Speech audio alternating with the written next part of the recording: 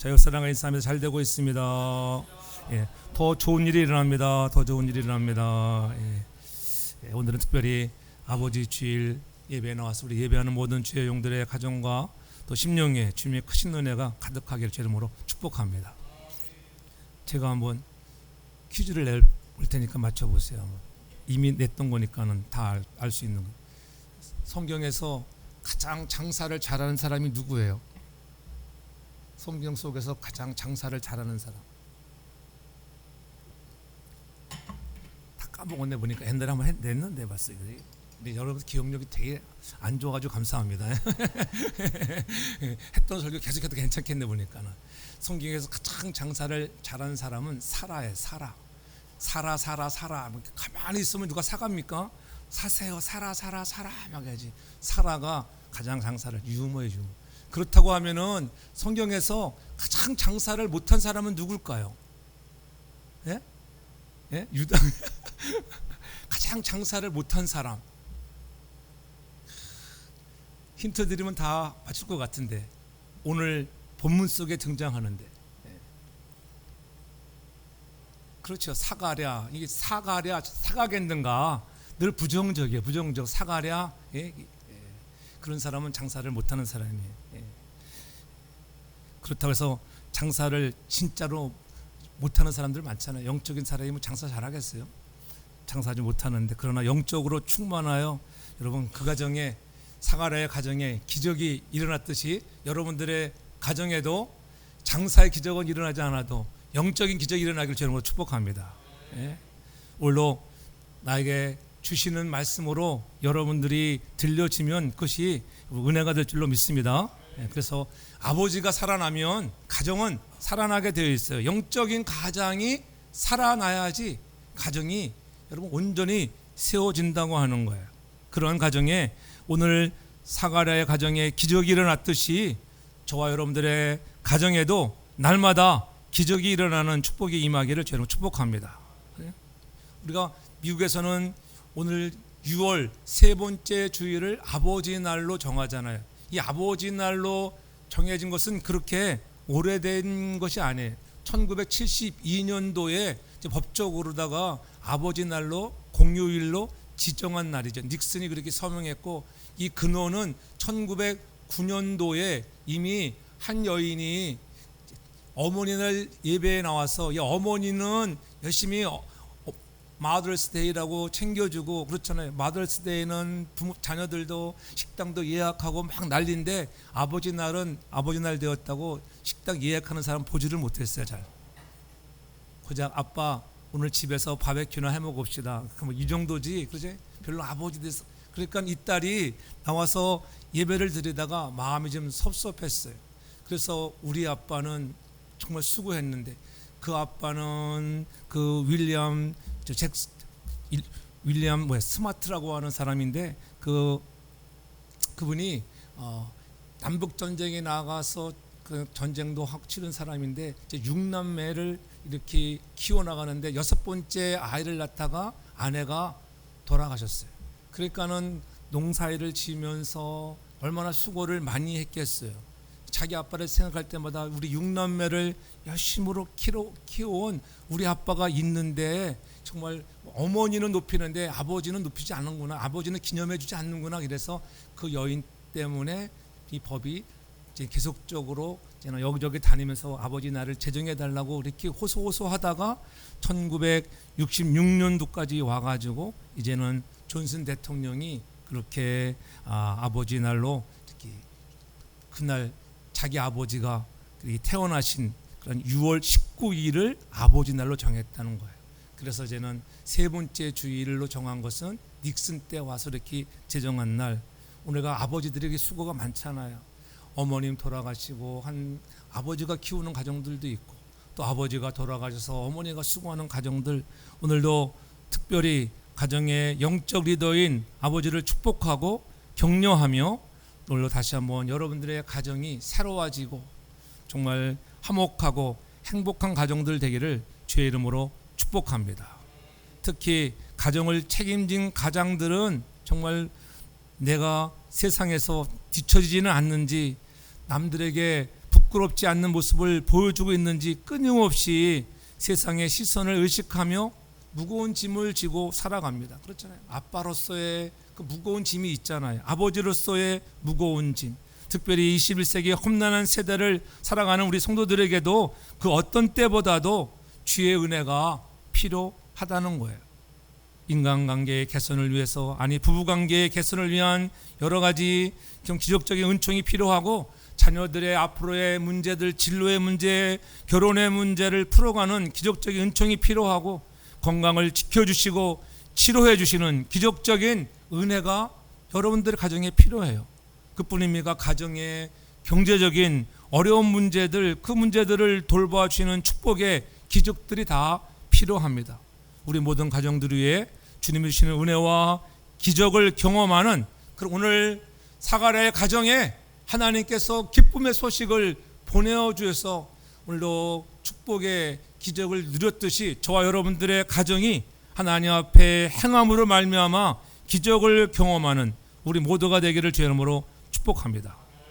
오늘 본문 속에는 바로 예수님의 오실 길을 예배했던 세례 요한의 아버지 이 사가랴에 대해서 말씀하잖아요. 그의 아내는 엘리사벳이었다고 이렇게 내리면서 그들을 향하여 위대한 평가를 하는 것을 볼 수가 있습니다. 5절에 보면은 유대왕 헤롯 때의 아비야의 반열에 제사장 하나가 있으니 이름은 사가랴요, 그 아내는 아론의 자손이니 이름은 엘리사벳이라. 대단한 가문이지요. 그렇잖아요. 아버지는 제사장 반열에 있는 그러한 가정이고, 또한 아내는 엘리사벳은 아론의 자손이라고, 그런 믿음의 독실한 가정에서 자라온 이 두 사람들을 통해서 이 가정에 믿음의 가정 위에 믿음의 좋은 사람이 태어난다고 하는 것을 우리가 보여주고 있는 것입니다. 두 사람이 하나님 앞에 의인이었다고 하는 것, 그들은 모든 계명과 규례를 지켰다고 6절에도 계속적으로 말씀하잖아요. 이 두 사람이 하나님 앞에 의인이니 주의 모든 계명과 규례대로 흠없이 행하더라. 흠없이 행했습니다. 여러분들도 여러분들의 부부가 하나님 앞에 하나님께서 우리에게 주신 말씀과 규례들을 흠없이 행하여 살아가는 가정들이 되길 주의 이름으로 축복합니다. 이 하나님 앞에라고 하는 단어가 중요하잖아요. 헬라어로는 에난티온 투 테오라고 하는 그런 헬라어의 그런 의미지만은 하나님 앞에, 그러나 우리가 잘 아는 그러한 라틴어로는 뭐겠어요? 하나님 앞에 코람 데오라고 하는 거. 여러분들 코람 데오의 신앙을 갖자 많이 들어봤잖아요. 하나님 앞에서 누가 있든지 없든지 야 하나님을 의식하고 우리의 시선을 하나님께 집중하고 시선을 고정하는 게 하나님께, 야 하나님이 계시구나, 하나님이 보고 계시는 거야, 하나님이 인도하실 것이야, 하나님이 우리에게 늘 함께 하시는 것이야, 이렇게 하나님 앞에서라고 하는 이러한 신앙을 가지고 살아가는 사람들에게 오늘 하나님은 어떠한 은혜와 복을 주시고 우리는 어떻게 살아가야 하는가를 오늘도 성경 본문 속에서 우리에게 말씀하고 있는 것입니다. 오늘 아버지의 날을 맞아 사가랴의 모습을 통해 우리의 모든 아버지들과 성도님들이 하나님 앞에서 행하는 사람으로 결단하는 은혜의 시간이 되기를 간절히 소망하며 축복합니다. 오늘 사가랴 가정에 임한 기적과 축복을 경험하는 사람은 어떠한 사람이 누리게 될까? 첫째로 보면은 하나님 앞에서 믿음을 지키는 사람이었다는 거예요. 믿음을 지키는 사람. 암흑기 속에서도 그들은 코람데오의 믿음을 가졌다고 하는 거예요. 하나님 앞에서 행하는 사람은 세상이 아무리 어둡고 내 현실이 막막할지라도 신실하게 믿음의 자리를 지키는 사람이라고 하는 거예요.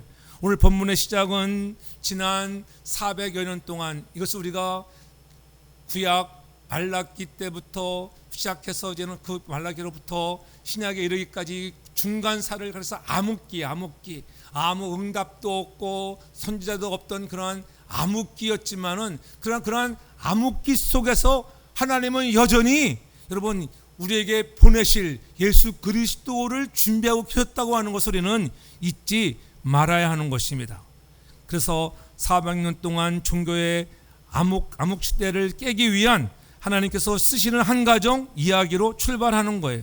그 집이 곧 세례 요한의 부모인 사가랴와 엘리사벳 가정이라고 하는 거예요. 이 두 사람은 다 좋은 가문이라고 말씀을 드렸습니다. 5절에 분명히 가문에서 말씀하잖아요. 근데 가문이 얼마나 중요한지, 영적인 가문에서 영적인 자녀가 나오고, 과학자 가문에서 과학자가 나오고, 그렇잖아요. 체육인 가정에서 체육인이 나오는 것을 우리는 많이 보잖아요. 어떤 DNA를 가지고 있는가, 어떻게 여러분 우리가 보여주고 있는가에 대해서 자녀들이 그렇게 본을 받는다고 하는 것입니다. 그들은 결혼의 첫 출발부터 신성한 행진을 하고 있음을 부각시켜 주는 거예요. 그래서 자녀들의 결혼도 매우 중요한 거예요. 믿음 있는 자녀랑 결혼을 시켜야 돼. 이 사람 데려와가지고 믿음 있으면 좋아지겠지? 아니에요. 믿음 없는 자녀랑 결혼하면 계속 믿음 없게 살아갑니다. 믿음의 자녀를 맞이해야 돼요. 반드시 그래야 합니다. 여러분들이 아직도 여러분 자녀들이 결혼해야 할 사람들도 많이 있잖아요. 그런 자녀들이 믿음의 자녀들을 데려와야 돼요. 믿음을 갖고 있다가도 믿음을 저버릴 때가 얼마나 많아요. 그래도 그런 데는 소망이 있어요. 결혼하고 나면은 그들이 또 잘 또 살아갑니다.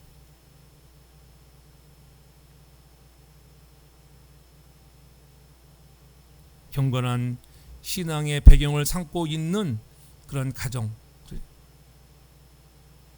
사가랴라고 하는 한 경건한 남자와 엘리사벳이라고 하는 독실한 그러한 하나님을 잘 섬겼던 그런 여성이 하나님 앞에서 거룩한 가정을 이루고 있음을 보여주고 있는 것입니다. 우리가 사가랴의 믿음을 높이 평가하는 이유는 그가 처했던 시대적 배경들, 개인적인 환경이 결코 만만치가 않았던 시대 있잖아요. 왜냐하면 그것을 보면은 5절에 보면은 5절 첫 소절에 뭐라고 얘기합니까? 때를 말씀하잖아요. 유대왕 헤롯 때에 이렇게 했어요. 그때가 어느 때인가? 유다왕 헤롯 때, 헤롯이 통치하던 때. 헤롯은 어떤 왕이에요? 잔인한 왕이었습니다. 아주 무자비한 왕. 자기의 친아들을 죽이고 아내를 살해할 정도로 잔인하고 타락한 인물. 여러분, 왕이 그랬다고 하면은 백성들은 얼마나 타락했겠어요. 그러한 모습들을 보면서 살아왔으니 시대가 암울한 시대였어요. 그런 암울한 시대에 하나님은 때가 되어서 이 사가랴의 가정을 통하여 이 땅에 오실 예수 그리스도를 예비하는 세례 요한을 보내게 하신다는 것입니다. 정치적으로 로마의 압제 아래 있었고, 종교 지도자들은 겉만 화려할 뿐 속은 썩어버린 형식주의에 빠져 있었습니다. 무엇보다도 구약의 마지막 선지자인 말라기 이후 무려 400년 동안 하나님의 말씀도 선지자의 외침도 멈춰버린 영적인 그러한 어두운 시대, 사람들은 하나님의 정말 우리를 버리신 것 아니냐며 낙심하고 타락해가던 그런 시절이었습니다. 어디 그뿐입니까? 사가랴 개인의 삶에도 깊은 절망의 그림자가 있었습니다. 사가랴 가정에도 절망적인 그림자, 그것은 무엇이에요? 7절을 보면 그렇게 얘기하잖아요. 엘리사벳이 수태를 못함으로 저희가 무자하고 두 사람의 나이가 많더라. 어떻다고요? 자녀가 없어 임신을 하지 못했습니다. 얼마나 마음 아픈 이야기입니까? 당시 유대사에서 자식이 없다고 하는 것은 단순한 슬픔을 넘어 저주에 이르는 그런 아픔이었습니다. 하나님께 버려졌다고 아픔을 겪는 사회적 수치와 손가락질을 감당해야 하는 일이었습니다. 사가랴는 제사장에게 사람들의 그 시선이 얼마나 더 따갑고 힘들었겠습니까? 제사장의 그 집안에 아이가 없다고 얼마나 손가락질이 왔겠습니까? 오랜 세월 눈물로 기도했겠지만은 돌아오는 것은 여러분 어떻게 해요? 침묵뿐이었어요. 그렇게 기도했는데도 침묵뿐이었습니다. 이제는 나이가 많아 생물학적으로도 완전히 불가능한 상태가 되었습니다. 기도해도 안 되고 세상은 썩어 있고 내 삶의 문제는 해결될 기미도 보이지 않는 그러한 상황들, 우리 같으면 어떻게 했어요? 낙심하고 원망하여 어쩌면 예배의 자리를 떠날지도 모르는 상황 아니겠어요? 그러나 사가랴는 어떻게 했습니까? 오늘 8절 9절을 보면 그렇게 얘기합니다. 마침 사가랴가 그 반열의 차례대로 제사장의 직무를 하나님 앞에 행할세. 9절에는 제사장의 전례를 따라 제배를 뽑아 주의 성소에 들어가 분향하고, 오늘 사가랴는 그러한 상황 속에서 나를 손가락질하고 그렇게 힘든 상황이 할지라도 자기가 지키고 있는 그 자리, 있어야 할 자리, 제사장으로 반열에 뽑혔다고 하는 것은 그 당시에는 이게 내려오는 저기 소리에 보면은 약 엄청 많은 그런 제사장들이 있는데 약 한 2만여 명의 제사장이 있었다. 그 중에 뽑히는 거예요. 사가랴가 그 중에 한 명으로 뽑혔다고 하는 그러한 이론도 있습니다. 어찌되었든 간에 그러한 제사장으로 뽑혀서 그 일을 지금 직무를 잘 감당했다고 하는 거예요. 하나님 앞에서 행할 직무를 하나님 앞에서 행했다. 잘했다는 거 못했다는 거예요. 잘하고 있었다는, 하나님 앞에서. 엘가나와 같은 사람이 아니었습니다. 오늘 하나님 앞에서, 그렇잖아요. 하나님을 두려워하는 마음으로 고람대오의 신앙을 가지고 누가 있든지 없든지 간에 기도하는 일에, 제사하는 일에, 분향하는 일에 최선을 다하며 자기의 자리를 신실하게 지키고 있었던 그 사람 사가랴. 다윗이 그런 사람이었잖아요. 새벽에 말씀드렸지만은 다윗 왕을 기름 부을 때에 말제가 있는데 양을 지키고 있습니다. 양을 지키고 있는 그 자리에 있는 사람을 하나님은 부르셔서 선택하여 왕으로 세우시는 것입니다. 오늘도 마찬가지, 사가랴가 하나님 앞에서 직무를 행할 때에 하나님은 그들에게 놀라운 은혜를 주신다고 하는 것을 잊지 않기를 바랍니다. 믿음으로만 감당할 수 있는 거예요. 사람들의 수군거림에 흔들리지 않았습니다. 세상은 어두워도 내 기도는 응답되지 않는 것처럼 보일지라도 여전히 살아계셔서 나를 불꽃 같은 눈동자로 바라보시는 하나님 한 분만 바라보았기 때문이에요. 그래서 그 하나님 앞에라고요. 하나님 앞에. 하나님은 그래도 나와 함께 하시는 분. 내 기도의 응답이 더디어도 우리 가정에 자녀를 보내어주지 아니하셔도 하나님, 나는 하나님으로 만족하며 내가 있는 자리에서 최선을 다하겠습니다. 그렇게 오늘 자기의 시선을 하나님 앞에 고정하는 믿음이었다고 하는 것입니다. 그래서 사도 바울도 갈라디아서 1장 10절에 그렇게 말씀합니다. 이제 내가 사람들에게 좋게 하랴, 하나님께 좋게 하랴, 사람들에게 기쁨을 구하랴. 내가 지금까지 사람들의 기쁨을 구하였다면 그리스도의 종이 아니라고 얘기해요. 사람들의 기쁨을 구하는 자가 아니라 하나님의 기쁨을 구하는 저와 여러분들에게 바랍니다. 하나님 앞이라고 하는 것은 하나님이 기뻐하시는 그러한 자세로 살아가는 것을 말씀하고 있는 것입니다.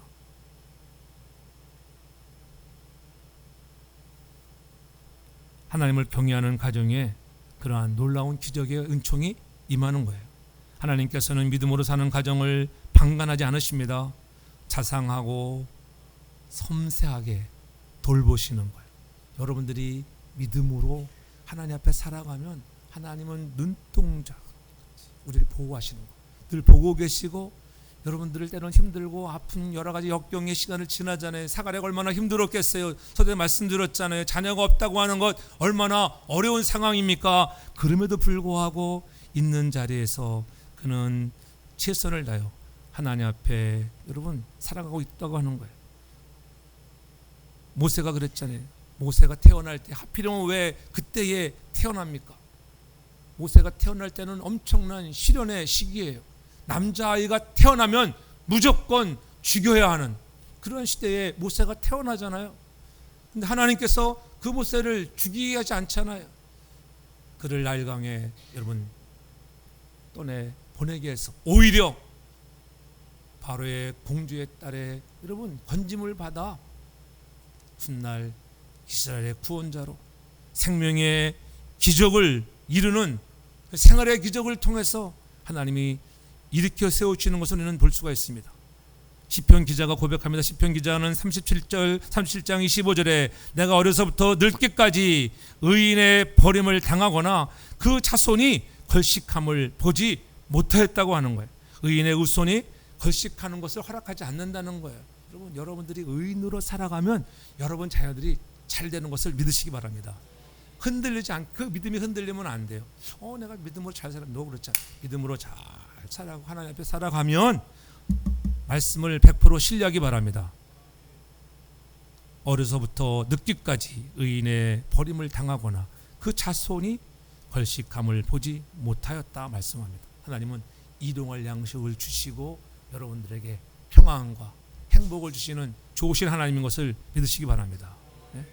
그래서 시편 112편 1절로 3절에 그렇게 분명히 말씀합니다. 여호와를 경외하며 그 계명을 크게 즐거워한 자는 복이 있도다. 계명을 좋아하고 여러분 즐거워하는 자가 복이 있는 거예요. 그 후손이 땅에서 강성하며 정직자의 후대가 복이 있다. 부여와 재물이 그 집에 있고 그 의가 영원하다는 거예요. 다 하나님을 경외했더니 부도 주십니다. 재물을 주십니다. 후손이 이 땅에서 강성하잖아요. 얼마나 큰 은혜예요. 이러한 복이 여러분에게 임하기를 바랍니다. 어떤 사람들에게 하나님을 경외하는 믿음으로 살아가는, 하나님 앞에서 살아가는 그 믿음의 사람들에게 주시는 은혜와 복인 것을 잊지 않기를 바랍니다. 오늘 세상의 유행과 가치관은 시시각각 변합니다. 돈이 최고라고, 만모니즘에 물질 만능 시대에 우리가 살아가잖아요. 돈이면 다 되는 것 같지만 돈 가지고도 안 되는 것들이 얼마나 많이 있습니까? 영적으로 타락해가는 이 시대 속에서 중심을 잡고 살아가기란 결코 쉽지 않습니다. 그러나 진짜 멋진 아버지는 세상의 파도에 휩쓸려 살아가는 사람이 아니라 사가랴처럼 묵묵히 하나님 앞에서 내게 주신 기도의 자리, 찬양의 자리, 예배의 자리, 섬김의 자리 신실하게 지켜내는 사람인 줄 믿으시길 바랍니다. 아버지의 믿음이 살면 가정이 일어나게 돼 있어요. 아버지가 살면 가정이 산다. 여러분 믿으시기 바랍니다. 한번 외쳐보세요. 아버지가 살면 가정이 산다. 할렐루야. 그 믿음 되기 바랍니다. 하나님 앞에서 직무를 향하며 한결같이 그 믿음을 같이 살아가. 아버지가 살면 가정, 하나님 내가 살면 가정이 산대요. 내가 아직 믿음으로 나아가지 못했던 것들을 회개합니다. 그때 감동이 있는 것 아니겠어요? 나를 다잡지게 하시나. 자신을 돌아오며 하나님 내가 아직도 아버지로서 영적인 가장으로서 믿음을 지키고 있는가?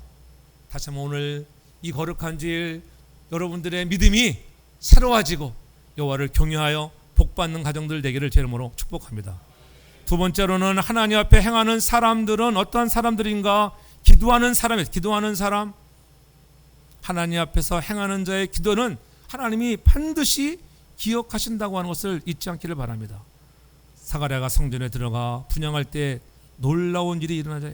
평생 한 번도 보지 못했던 주의 사자가 향단 우측에 나타나는 것입니다. 얼마나 놀랐겠어요. 11절에 보면 주의 사자가 저에게 나타나 향단 우편에 선지라. 근데 그 10절에 보면은 뭐였대? 기도하더니 모든 백성은 분향하는 시간에 밖에서 기도하고 있을 때에 주의 사자가 나타났습니다. 사가랴가 보고 얼마나 놀라고 무서웠는지. 예전에 우리가 저쪽에 본당했을 때도 우리 새벽 기도회 때 한번 주님이 우리 교회를 방문하셨잖아요. 주님이. 제가 그 모습을 보고 주님이 저렇게 저런 모습으로 오셔서 이 앞자리에 하얀 옷을 입고 오셔서 딱 앉아 계셔서 여러분들은 감동도 없을 거예요. 제가 그걸 보면 정말 그때 우리 새벽 기도를 제가 물어봤었잖아요. 그래서 오늘 새벽에 하나님이 새로운 사람을 보내주셨는가? 웬 새벽에 새로운 사람이 왔지? 그렇게 생각했어요. 처음에는 그분이 주님인 줄을 몰랐어요. 그분이. 근데 기도할 때는 그 사람이 보였는데 기도 끝나고 나는데 없어져 버렸어요. 그래서 물어봤습니다. 오늘 누가 왔다 갔냐고.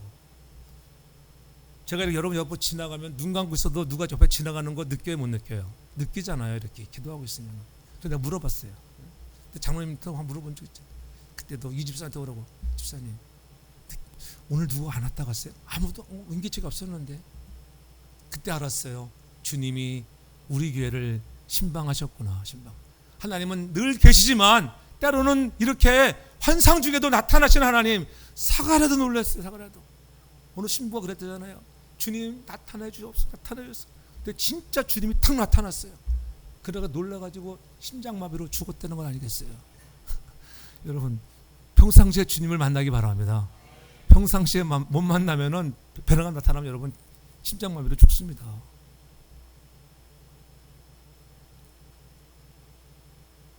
나타나서 주시는 소식이 있잖아요. 13절에 천사가 일러 가로되 사가라여 무서워 말라 너의 간구함이 들린지라. 아멘. 너의 간구함이 들렸대요. 얼마나 은혜요. 간구함이 들린지라. 내 아내 엘리사벳이 내게 아들을 낳아줄 거야. 이름을 요한이라 하라. 얼마나 감동이에요. 생물학적으로도 이미 소망이 없는 것이라고 분명히 말씀드렸잖아요. 사가랴야, 내 아내가 이제는 아들을 잉태할 거야. 이름을 요한이라 해라. 이것이 복음이에요. 기쁨의 소식. 여러분의 가정에도 이러한 기쁨의 소식이 가득하기를 바랍니다. 성경은 탈락탈락 속에 이러한 기쁨의 소식, 오늘 우리 가정에도, 기도하는 여러분의 가정에도, 사가랴의 가정에 임했던 하나님의 은혜가 여러분들의 가정에도 똑같이 임하는 것을 믿으시기를 바랍니다. 사가랴와 엘리사벳은 이미 청년 시절, 신혼 시절 자녀를 달라고 얼마나 밤낮으로 기도했겠어요. 그러나 10년이 지나고 20년이 지나고 머리가 희끗희끗해지는 나이가 많아지면서 사가랴 스스로 이제는 포기하고 잃어버렸던 그러한 기도였을 것입니다. 이제 우리 나이가 몇인데 이번 생엔 자식이 없나 보다. 여보, 걱정하지 마. 가슴 깊은 곳에 묻어있는 눈물을 닦으며 아내를 위로하던 사가랴가 아니겠습니까? 그런데 하나님은 잊지 않으셨습니다. 사가랴가 하나님 앞에서 믿음의 중심을 잃지 않고 묵묵히 걸어가는 동안 하나님은 그가 수십 년 전에 흘렸던 그 눈물의 기도를, 오늘 보니까 기도를, 나의 간구함을 들었다고 말씀하면서 그렇죠, 기억했다는 거예요.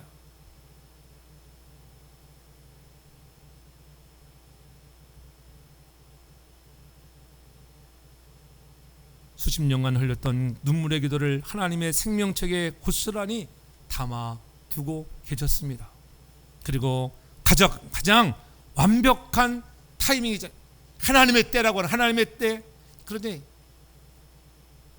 카이로스의 때에 하나님은 임하시는 것을 믿으시기 바랍니다.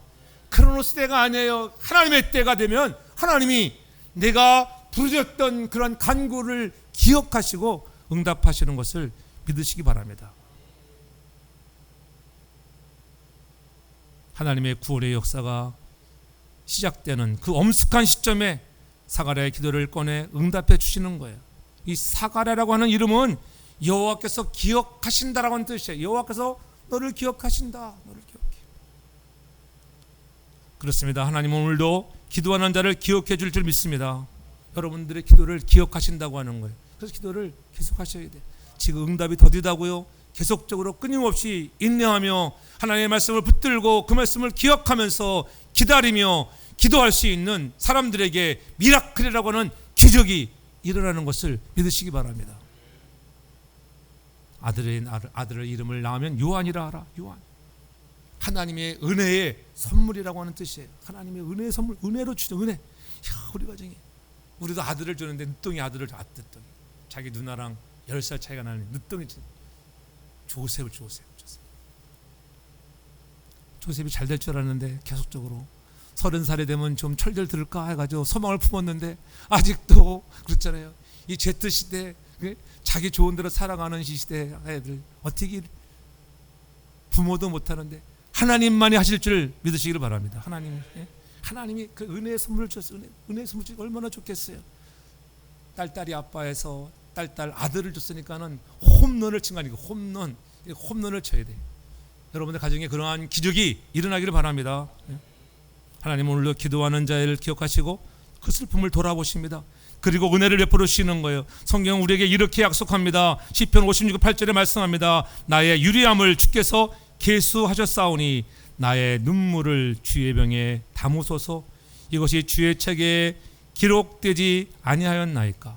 여러분들이 기도하는 기도들을 하나님은 그러한 기념책에 다 차곡차곡 기록하셨다가 어느 날 하나님의 때가 되면 하나님은 놀랍게 기적으로 역사하시는 것을 믿으시기 바랍니다. 그래서 사도 바울도 갈라디아서 6장 9절에 그렇게 말씀하는 거예요. 우리가 선한 일을 행하되 낙심하지 말지라. 피곤하지 않으면 때가 이름에 이른다. 때가 이름에 거둔다는 거예요. 때가 되면 거두게 되어 있습니다. 걱정하지 마십시오. 여러분들의 기도에 씨를 뿌리고 있으면 어느 때 하나님은 편치 않는 진리를 우리에게 말씀하시는데 심은 대로 거둔다는 거예요. 여러분이 무엇을 심든지 심은 대로 거두고, 기도로 심은 사람들, 여러분들이 뿌린 그 씨앗이 언젠가는 때가 되면 열매로 나타날 줄 믿으시기를 바랍니다. 사랑하는 아버지 여러분들, 또 사랑하는 성도님들, 때로는 가장으로, 가정을 위해서, 믿지 않는 아내를 위해서, 남편을 위해서, 혹은 방황하는 자녀들을 위해서 눈물로 기도할 때가 얼마나 많이 있습니까? 그런데 아무런 변화도 없는 것처럼 느껴져 낙심할 때도 있지 않습니까? 내 기도는 하나님이 안 들으시나 봐 하고 기도의 손이 내려갈 때가 있지 않았습니까? 성도들에게 막다른 골목이란 없습니다. 다만 여러분에게는 기도의 자리가 있다고 하는 것을 잊지 않길 바랍니다. 하나님, 우리 가정에 이 문제가 기도의 제목이 되기를 원합니다. 그래서 기도의 자리로 나아가는 거예요. 그리고 기도는 여러분의 마지막에 의지가 되어서는 안 되고, 여러분의 첫 번째 선택이 기도가 되기를 주의 이름으로 축복합니다. 기도하면 역사가 나타나는 거예요. 내 건강의 문제, 내 신분의 문제, 여러분 앞날의 문제, 자녀들의 문제를 다 하나님 앞에 올려드리면 어느 날 하나님의 때에 가장 좋은 것으로 응답하시는 하나님을 만나게 될 줄 믿으시기를 바랍니다. 그러한 가정들이 그냥 되는 게 아니죠. 기도함으로 말미암아 오늘 성령의 충만을 입어야 하는 거예요. 그래서 15절에 이렇게 합니다. 이는 저가 큰 주 앞에 큰 자가 되며, 이렇게 말씀하시는데 모태로부터 성령의 충만함을 입었다. 여러분, 기도함으로 성령의 충만이 임하는 것을 믿으시기 바랍니다. 기도 없이는 성령의 충만이 임하지 못해요. 늘 얘기하잖아요. 성령의 충만은 여러분 오버플로예요. 오버플로, 넘치는 거예요. 넘쳐 내 속에 성령으로 가득 흘러 넘쳐서 다른 세상의 것들이 들어오지 못하는 거예요. 여러분들의 세상의 가치에서 하나님의 나라의 가치로 바뀌어질 수 있는 것은 내 안에 성령으로 충만할 때 세상 가치가 들어오지 못하는 거예요. 세상 것이 좋아 보이지만 아니야. 그것보다도 하나님의 나라가 더 좋다고 하는 것을 믿으시기를 바랍니다. 그게 성령 충만이에요. 그래서 누가복음 1장 66절에도 그렇게 말씀한 것을 볼 수가 있어요. 아이가 장차 어찌 될꼬 하니 이는 주의 손이 함께 하심이라. 주의 손이 함께 하시는 은혜가 있어요. 하나님이 함께 하시는. 그뿐입니까? 하나님께서는 사가랴의 가정에 성령의 충만을 주셨는데 누구에게도 다 주시는 거예요. 여러분들의 가정에도 성령의 충만함이 임하기를 바랍니다. 41절에도 보면 누가복음 1장 41절에 이렇게 입니다. 엘리사벳이 마리아의 문안함을 들음에 아이가 복중에서 뛰노는지라. 엘리사벳이 성령의 충만함을 입어. 누가 충만을 입었어요? 엘리사벳도. 사가랴의 아내 엘리사벳도 성령의 충만함을 입었다고 성경은 분명히 얘기합니다. 또 67절에 가서 이렇게 하면 그 부친 사가랴가 성령의 충만함을 입어서 예언도 해요. 예언도. 성령 충만하니까는 예언도 합니다. 그뿐입니까?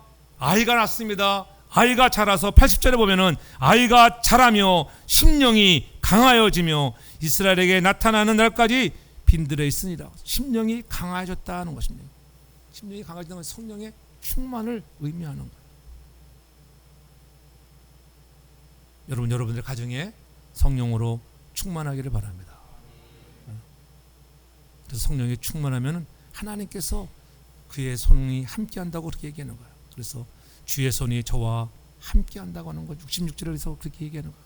성령 충만한 가정 위에 주의 손이 함께하심을 믿으시기 바랍니다. 교회는 기적의 공동체예요. 우리가 기도할 때 치유의 은총이 임합니다. 육체의 질병도 물러갈 줄 믿으시기를 바랍니다. 질병도 치유받는 거예요. 볼 수 있습니다. 예수를 잘 믿어도 질병이 찾아와요. 아무리 예수를 잘 믿는다고 질병이 없다고 아니에요. 예수를 잘 믿어도 질병을 통하여 나를 권고하시고 하나님이 깨닫게 하시는 거예요. 여러분들이 세상적으로 살아가는데 아무 일도 일어나지 않는다고요? 버린 자예요. 아시겠어요? 그러나 하나님은 살아계셔서 하나님의 백성이라고 하면 하나님은 어느 때인가 아픔을 통하여 경제적인 시련을 통하여 하나님께서 가던 길을 멈추게 하시고 돌아보게 하시는 하나님의 손길을 경험할 수 있기를 바랍니다. 우리가 지금 왜 이런 일이 있지? 이 깨닫는 자가 돼야 돼. 깨닫는 자. 그 못 느끼면은 하나님은 더 큰 것을 가지고도 깨닫게 하신다니까요. 그게 아픔이에요. 아픔. 그 아픔을 겪어내도 못 깨달은다고요? 그 다음엔 죽음이에요. 죽음. 못 깨달으면 죽음입니다. 너는 사명 다 했구나. 이런 깨달음도 못하니까는 너는 나와 같이 천국에 와서 그냥 예배하고 잘 살자. 여러분, 아픔이 있다고 걱정하지 마십시오. 하나님이 나의 가는 길을 멈추게 해서 돌아보게 하는 시간인 것을 믿으시기를 바랍니다. 여러분을 사랑하는 증거예요. 그렇죠? 여러분 자녀가 아버지로서 잘못된 길로 가면 보고만 있습니까? 처음엔 보고 있잖아요. 언젠가는 내가 이야기를 해야지. 언젠가는 저놈을 내가 혼을 내줘야지. 보고 있는 거예요. 보고 또 보고 또 보고 참고 또 참고 기다리시는 하나님. 하나님은 인내하시는 하나님이에요.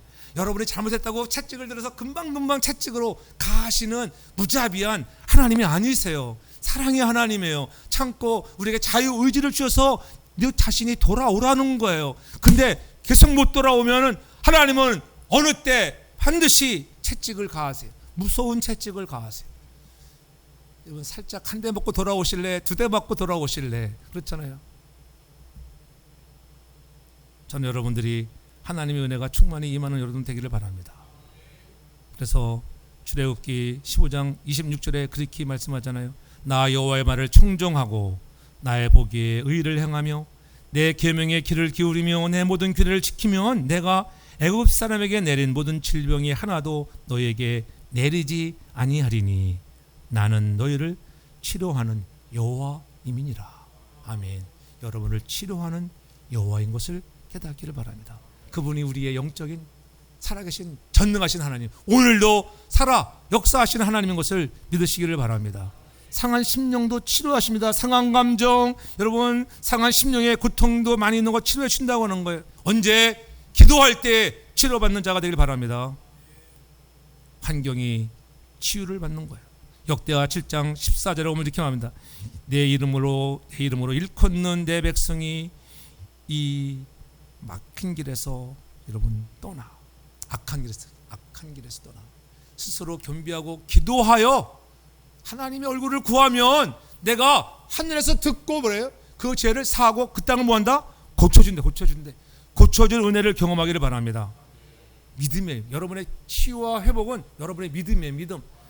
하나님 오늘도 치유의 시간입니다. 믿음으로 손을 얹습니다 할 때 믿음으로 하나님 믿음으로 내 태문을 엽니다. 믿음으로 손을 얹어 보십시오. 어느 날 역사가 나타날 줄 믿으시기 바랍니다.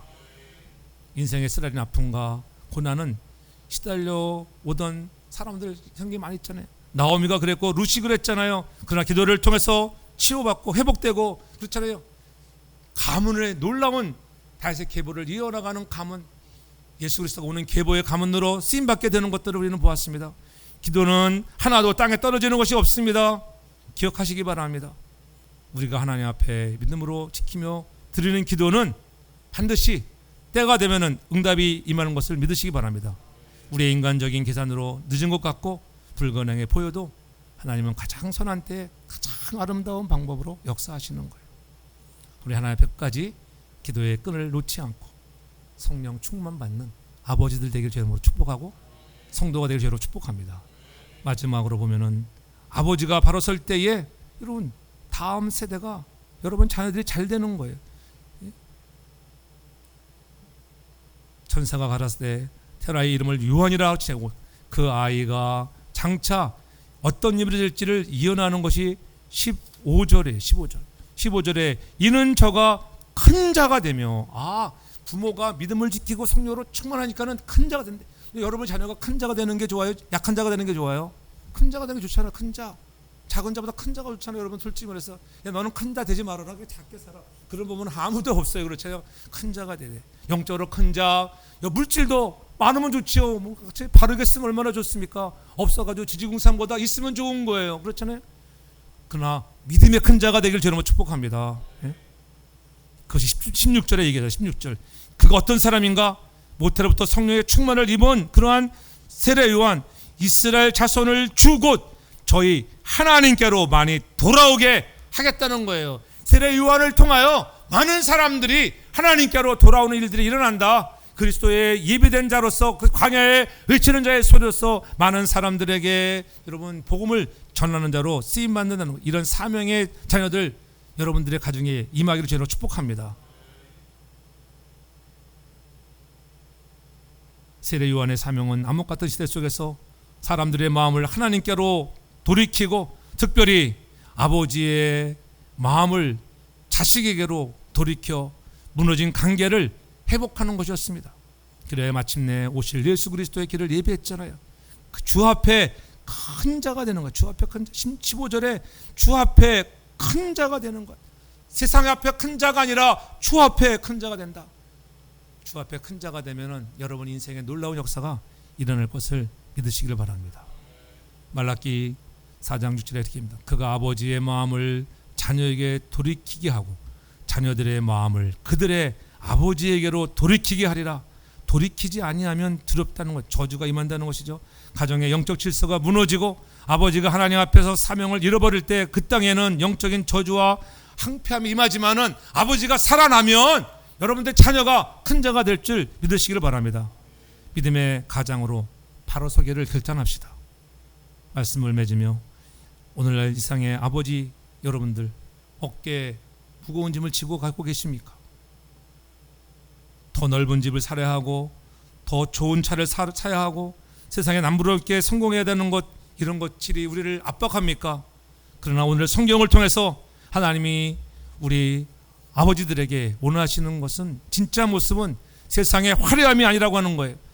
사가랴처럼 어두운 시대 속에서도 예배의 자리를 지키는 사람, 믿음을 지키는 사람, 아무도 보지 않는 곳에서 하나님의 시선을 의식하며 하나님 앞에 살아가는 사람, 직무를 행하는 사람, 누가 보든 없든 하나님 앞에서 헌신하는 살아가는 믿음의 사람이 되기를 원하시는 거예요. 사랑하는 성도 여러분, 여러분은 혼자가 아닙니다. 현실의 벽이 높고 영적인 싸움이 치열할지라도 여러분의 가정의 제사장으로 서서 눈물로 기도할 때에 하나님은 그 기도를 다 들으시고 기억하신다고 하는 것을 잊지 않기 바랍니다. 오늘 특별히 아버지 날을 맞아 우리 모든 가장들과 성님들이 사가랴처럼 하나님 앞에 고람대오의 신앙을 회복하며 결단할 수 있기를 바랍니다. 그래야 여러분의 가정이 살아나고 자녀들의 믿음의 길이 활짝 열리고 큰 자가 되고 주님 앞에 서는 건 날 착하고 충성된 종이라 신실했다고 그렇게 인정받고 하나님이 높여주시고 하나님의 마음에 합한 거룩함으로 기적을 경험하는 저와 여러분 우리 모든 가정들 되기를 주의 이름으로 축복합니다. 사랑의 아버지 하나님, 오늘 아버지 날 사가랴 가정을 통하여 우리 자신들을 돌아보며 결단하게 하신 것 감사합니다. 믿음을 지키며 날마다 하나님 앞에서 우리의 직무를 잘 감당하여 주시는 축복, 태문을 열어주시고 너에게 아들이 있을 것이야 요한이라 이름하라. 얼마나 큰 기적이었습니까? 하나님, 우리들에게도 그러한 기적을 보여주옵소서. 사모합니다. 기도합니다. 하나님, 뿌리게 하여 주시고 인내하게 하여 주시고 성령으로 충만하여 사랑하는 자녀들이 큰 자가 되게 하여 주옵소서. 감사드리며 예수님의 이름으로 기도하옵나이다. 아멘.